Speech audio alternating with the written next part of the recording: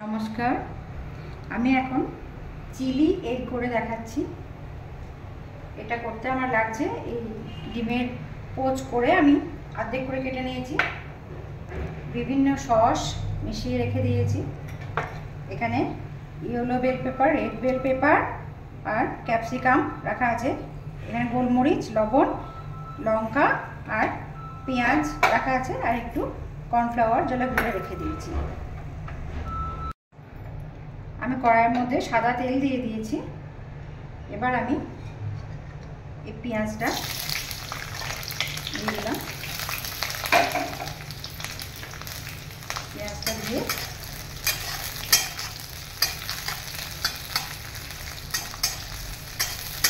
একে একে সব ক্যাপসিকাম, বেল পেপার সব দিয়ে আমি এরকম হালকা একটু নাড়াচাড়া করবো। হালকা নাড়াচাড়া করা হয়ে গেছে। এবার আমি দিয়ে দিলাম।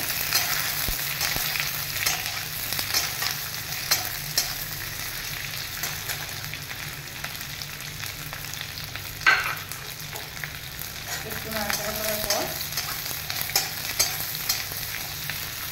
আমি সসটা দিয়ে দেবো। একটু সামান্য নাড়াচাড়া করবো।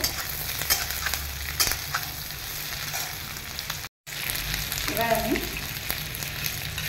এই সসটা দিয়ে দেবো।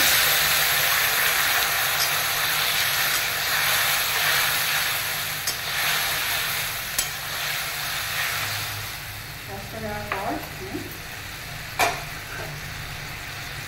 লঙ্কাটা দিয়ে দেবো। যে যেরকম ঝাল খাবে সেরকম। আমি গোলমরিচ গুঁড়োটা দিয়ে দেবো। বেশ অনেকটা গোলমরিচ গুঁড়ো দিলাম। লবণটা দিয়ে দিলাম। সয়া সসে লবণ আছে, লবণটা বুঝে দিতে হবে একটু।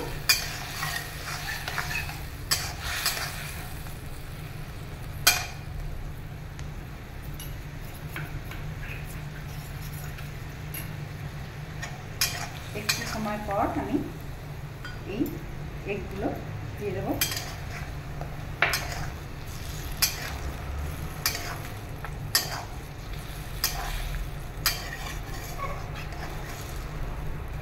একটুক্ষণ রেখে দিয়ে তারপর পরে দেখাচ্ছি। এটা কিছুক্ষণ রাখার পরে, 2-3 মিনিট রাখার পরে আমি কর্নফ্লাওয়ার জলে গুলে রেখেছি, এটা দিয়ে দিলাম।